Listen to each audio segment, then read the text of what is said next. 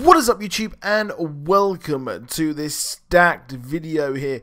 So we've got the first trailer for Spider-Man Into the Spider-Verse, which came as a not too big a shock that we're going to be getting a Spider-Verse. We've also going to be talking about the possibility that Rey in Star Wars The Last Jedi could possibly be turned into the dark side. And lastly, we're talking about Legends of Tomorrow, where Firestorm could actually be replaced, which he is being replaced. So first of all, the Spidey trailer looks amazing. So let's take a look at that first.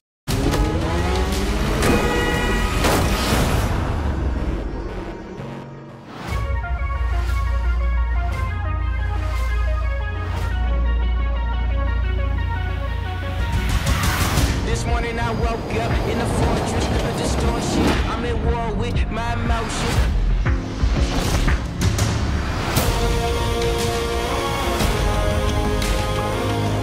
I'm coming home now. I'm coming home.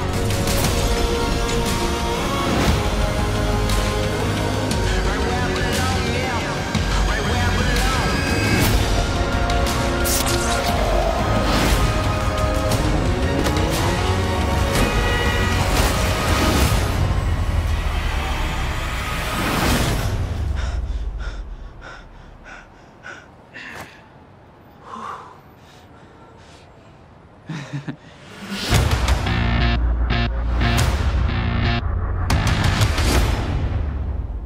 Wait, so how many of us are there?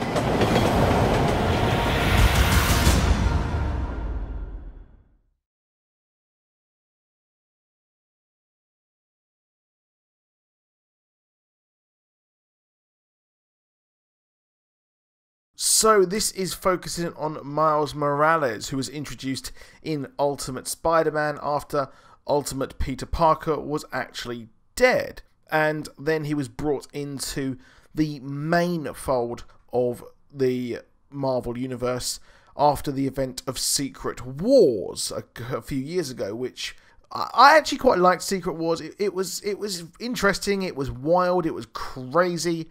It merged all kind of the madness of things like Old Man Logan, World War Hulk. It merged all of these famous storylines into Battle World, which then led to the brand new universe that we have now, where everything is merged. The iconic Ultimate storyline is actually merged into what we have now. And Miles Morales was actually teased in Spider-Man Homecoming. So the character that Donald Glover actually plays is a relative of Miles, and in a deleted scene from Spider-Man Homecoming, he's actually on the phone to Miles when Spider-Man actually sticks him to the car, and he's saying that he's going to miss his birthday, which was actually quite upsetting. A bit of a dick move by Spider-Man there. But it confirms that Miles Morales is in the MCU, or at least the kid, at least not Spider-Man, is actually. And in the Sony movie here, Miles Morales is actually going to be the focal point of this movie. However, it does look like he might not be the focal point for the movie after. So we see the animation here, which looks absolutely stunning. I really do love the look of this movie. It just looks so good, and it's got Phil Lord and Chris Miller, who I'm actually quite glad that they've now left. They left Han Solo and they've come here to really work on something which they can actually get their teeth into, a Sony Spider-Man movie which needs really all the help they can get, and I guess they're letting them do what the hell they want, as Disney wanted to take a safe bet and they opted to bring Ron Howard in instead, which I don't really blame them, because it is such a mega juggernaut franchise, and Han Solo is somewhat of a controversial film. But here in Spider-Man, it is, like I said, focusing on the multiverse, and we see a few different versions of Spider-Man. And the SpiderVerse was a story by Dan Slott, where we saw the Inheritors with Morlan, who actually wanted to destroy and kill each one of the spider totems, and wanted to kill each one of the Spider-Men and women of the multiverse. So it really did introduce the Marvel multiverse, which is pretty cool, because multiverse isn't something I really kind of associate with Marvel, but they really did have some fun with the Spider-Verse, and now it is kind of an iconic storyline. It is kind of bringing Spider-Man more into the kind of wider world. It's creating a huge world of Spider-Man and creating his own universe within the Marvel universe. So we see Miles actually swinging around. I really do like the look of him. I like the fact he's got like those compression tights. He's got the shorts. He's wearing the Air Jordans, and he's got like a hoodie on, and he's got his suit, which the design looks homemade, but the suit actually really cool. I really do like it. And he's flying around, and then he actually starts speaking to someone. He's like, "Oh, there's how many of us?"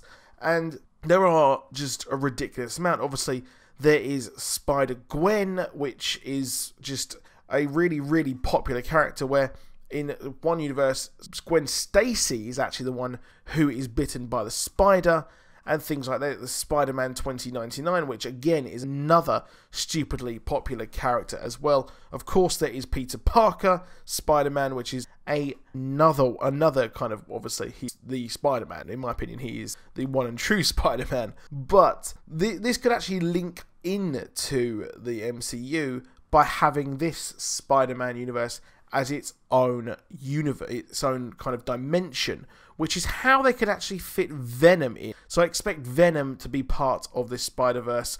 And we've also got Black Cat and Silver Sable. We as well, or like I said, we've got Venom.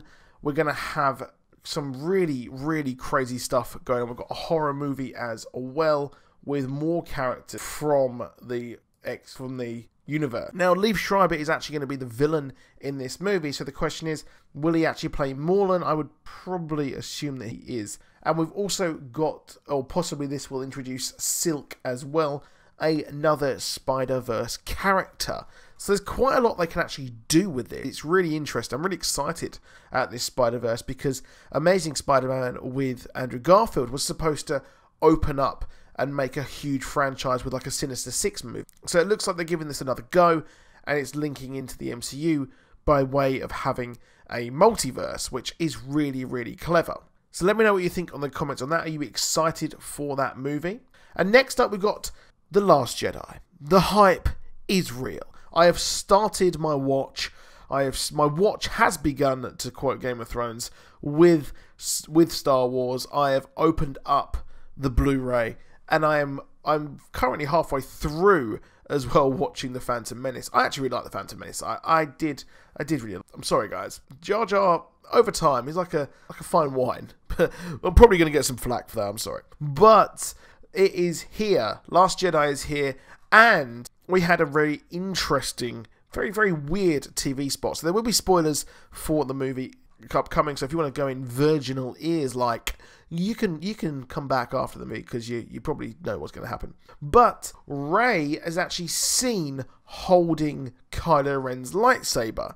Now, there are very weird things going on in the promotional materials for this movie. So we actually see her kind of wanting to figure out her place in all of this, and then a hand reaches out and it's Kylo Ren. We also see her captured by Snoke, and she's actually being tortured, which is quite similar to Empire Strikes Back, as Luke goes to fight Darth Vader, but he ends up losing and it all goes wrong, which is, they're following the similar beats, which I actually quite like. So the question is, why has Rey got Kylo Ren's lightsaber? So it doesn't look like the Praetorian Guard, which are Snoke's elite guard. It doesn't look like they're actually fighting her. She calls the lightsaber to her and fires it off, and it turns on, and she starts fighting, which anyone can pick up the lightsaber and use, as we saw in Force Awakens. So there's not really a big deal that she's actually using it, but why is she not using hers? And where actually is Kylo Ren? Surely he could be able to stop her from using it. And a lot of people have seen in the trailers as well that Luke Skywalker seems to be pushing her away, and she looks to kind of figure out her way or life as being a Jedi. And Luke is like, yeah, no, whatever. And she wants to go with Snoke to learn more about this. So it might possibly be that she's simply going on a sort of pilgrimage, and she's going traveling pretty much. She's going around South Asia, she's going to Vietnam and that kind of thing. And she's just like, you know what, I need to learn everything. And then she goes to Snoke after being on Acto with Luke. So we're not really sure what's happening there, but I can't see her personally being evil. I think they're trying to kind of really trick us here in the marketing. It seems like they're just trolling us, perhaps. But I'm excited for it. What I'm really excited to see is Canto Blight, which is really, or Canto Bite, sorry. I'm not sure how you really say it. But it's actually filmed in Dubrovnik, which we saw in a new behind-the-scenes promo as well, which was pretty darn cool. And finally, Firestorm. So, Legends of Tomorrow sadly lost Martin Stein as he was killed by the Nazis, and he had a really tearful farewell. Only for us to have this completely undone as we get the young Martin Stein back in the show, and then what ensues is a joke-filled romp throughout basically Vikings. It's basically the plot again of Vikings, and what we see is just a really weird thing, and it completely undoes all of the tearful farewell and death scene the episode previous, but it ends with Jax actually leaving. So Jax has actually left the team, and, well, we get a tearful farewell, and it leaves 2 slots on the Wave Rider. Now, that's what kind of the show's creators actually said, that there are essentially 2 slots left. And 2 slots left on this show is something which they're going to have to fill, because I think it would be a bit of a weaker show if we have 2 less characters on it, and it works very well from being an ensemble cast, which I really, really like. So, we've been told that they are getting replaced, and we've already had Constantine's Matt Ryan turn up in the mid-season finale to seek the help of Sarah Lance. And the next episode after the mid-season break, that's what it is going to be. So they're going to be kind of trying to stop an exorcism, which is going to be really, really cool. So that leaves us, obviously he's going to fit that role. Then that leaves one other person. Now there is 2, to be honest. The first being the Rey. We could have Earth One's Rey return and team up with Leo, which will lead to an interesting conflict as well. We could have that sort of Hawkman and Hawkgirl dynamic again, where they're kind of like a couple, and they are on the Wave Rider together and things like that. I think that'd be a really interesting dynamic that would fit in really, really well. And the next up, this is the one it's totally going to be, and this person is actually going to be Wally West. Now, it couldn't be the Rey because Russell Tovey is actually going to be in Quantico. He's still in that show at the moment, but Keenan Lonsdale is slowly leaving The Flash. He's barely really in the show, which I think it's because he's filming a lot of music videos at the moment. I follow him on Instagram, and his story is either him talking about Pokemon or he's doing some music stuff, which that's pretty cool. But I think that what they're doing is they're going to put him on the Legends of Tomorrow, which I think will be really, really great, and it will give this character who has really grown. I didn't like him at first, and he's grown for me, and he would fit in really, really well over on the Wave Rider. So, do you think that will happen? What do you guys think? Do you want him to be on the Wave Rider on Legends of Tomorrow? I think having a speedster on there would add a new layer of dynamic, and it would be interesting to see someone who is so stupidly powerful compared to the rest of them. I mean, think about it. He is more powerful than everyone else. He was already been on Legends of Tomorrow. He was in Central City at the first episode with Citizen Steel. So that would, again, fit in and carry on a good dynamic. Now, while I was actually editing this video, we actually had the Jessica Jones Season 2 trailer drop. And boy, am I excited for this season, because, to be honest, Jessica Jones is my favourite of the Defenders by far, closely followed by good old Daredevil. And Punisher is, like, up there, but the thing is, he's not a Defender, so I can't really count him in that group. But Punisher was amazing. I've got a full review of Punisher as well, and the rest of the shows on this channel as well, you can go and check out. But Jessica Jones, let's take a look at this trailer. Everyone has secrets. If not their own, then someone else's.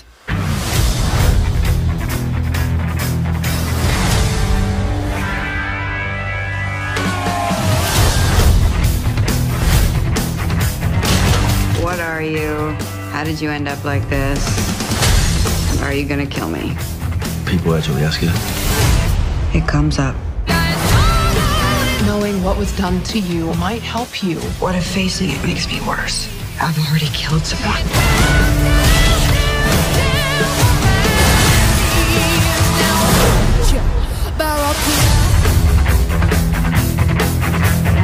If you say with great power comes great responsibility, I swear I'll throw up on you. Now, there's not that much in this trailer, to be honest, but it does give us a release date of March the 8th, which isn't that long. It's like 3 months away, so I'm super hyped for that. I mean, it's not really too long away. I mean, we've got that leads us into like some really, really good couple of months. We've got Black Panther in February. We've got, obviously, March we'll have this, and then a month later, in really April, we'll actually have Infinity War. So yeah, quite cool stuff here. But it seems like she's dealing with her life being after the Defenders and also post Purple Man. And obviously the Purple Man is actually going to be in this show. But what I'm expecting is that David Tennant will either be a sort of hallucination in her head in that way, or we'll see flashbacks of her life with the Purple Man in the past as she kind of deals with all that and move forward. Now, we actually have the future Hellcat mention that, well, what she's actually dealing with is that she needs to confront her past. And her past, obviously, we didn't really have her origin story kind of mentioned that much. And what actually happened was, on the way to Disney, she was with her family, and she went, obviously, in a huge accident, a nuclear chemical spill that ended up with her family being killed, and she was the only one who survived. And we actually see that when we see on the board, we may see them mention Burns and Soul Survivor, which I expect they're going to be delving deep into her origin. And every single one of these shows have actually dealt with the origin in some way. Now, the thing is, with Iron Fist, we never really saw much of his origin. We only saw things in flashback. We never saw the mystical city or anything like that. So I expect we'll probably see more of that in Season 2 as he heads. I predict he'll probably head there. But in Jessica Jones, hopefully we'll see a lot of her origin story here. I don't know if we've actually had her as Jewel. We haven't. The thing is, we're dealing with her when she is a private detective, and she was actually the superhero Jewel. So I don't know if we're going to be flashing back to maybe her life as a superhero being like that. I don't know if that exists in this universe, to be honest. So again, that could be another flashback and things like that. But we'll probably go back to the time when she was taken by the Purple Man. So I'm looking forward to see them fleshing that out more. She has a new boyfriend, it seems, as well. And obviously Luke Cage is actually sort of kind of taken in some way at the moment, so she can't really go back to him, and I really did ship that. But I think it's really, really cool, this trailer. Again, not that much in it, but it hints towards me getting. I'm really, really excited to see where this is going to be next, and more excited for Kristen to reprise her role and David Tennant to return as well. I just love the fact that Jessica Jones is the best one. Let me know what you think. What is your favourite of these next shows? Let me know in the comments down below. But that is it for this video. Please drop a like. Please subscribe. And I'll see you soon. Goodbye.